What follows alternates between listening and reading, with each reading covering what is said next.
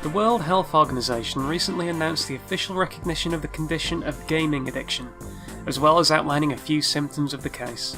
This is the internet, of course, and before long a myriad of memes flooded the web as well as people declaring their newfound condition. Despite the tongue-in-cheek reaction, however, there is a legitimate discussion to be had here. First things first though, and let's sum up the announcement. The World Health Organization listed gaming disorder amongst its list of official diagnosable conditions. Possibly concerned about a PR backlash, big players and lobbyists in the gaming industry tried to block this move, but the World Health Organization went forward anyway. Concerns have been raised firstly with the lack of scientific evidence of such a condition, and also just how broad the definition is. The latter complaint is a bigger question mark for me, as the symptoms described are actually quite broad in definition. Namely, they are described as impaired control over gaming, gaming taking priority over daily activities, and finally, gaming continuously despite negative consequences. Now listen to that, consider it, and consider yourself a sufferer. Even the most casual gamer would be able to recognise these factors from anything between a marathon FIFA session to pouring microtransactions into Candy Crush. Criticism has been fairly widespread about the decision, including this article by Polygon in which Christopher J. Ferguson, PhD, a scientist who studied this classification of gaming disorder, described the call as premature and rushed. Ouch. The DSM-5, considered the most in-depth documentation of mental disorders, does also cite a form of gaming addiction, but more conservatively suggests that this requires further study. Now, a lot of commenters and experts have totally dismissed this, but should that be the case? Of course, those in the gaming media are sick of fielding sensationalist headlines from conservative groups and the "think of the children" brigade. But in my opinion, this is something we really need to think about. I may not speak for everyone, but I have certainly neglected sleep, food, and even human interaction when absorbed in my escapist fantasy, and I'm pretty sure I'm not alone in that regard.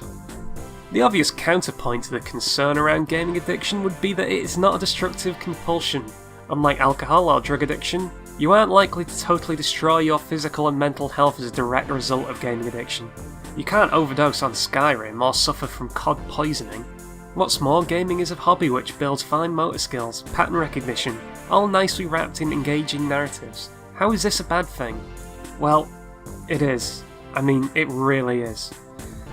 Aside from the basic downsides, such as avoiding sleep and social obligations, gaming addiction can get seriously ugly. Let's not forget the days of kids shackled to coin-ops in the 80s, or more recent events such as men in South Korea dropping dead after refusing to end their gaming session, and most disturbingly, a couple who neglected their child to the point of starvation due to their Price Online campaign. What's more, these aren't isolated incidents, and the classification of gaming disorder itself has been pushed by Asian governments in which this is more commonplace.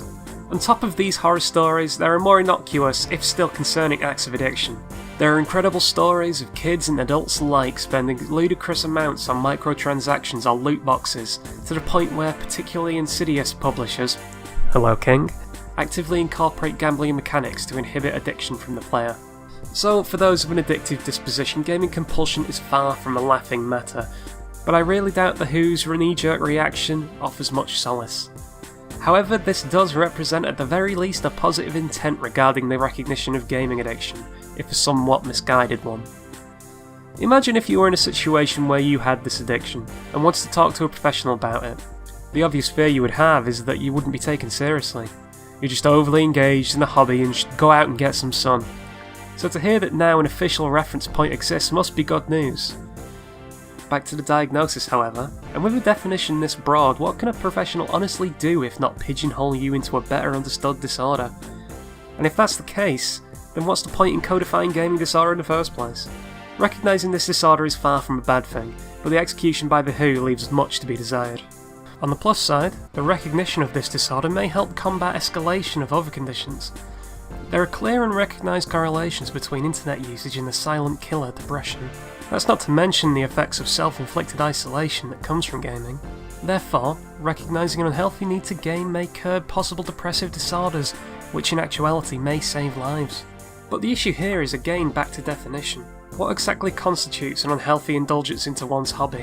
Are we going to see people pushed away from what may be their only escape by order of the hospital? And how is that supposed to help someone at the risk of depression?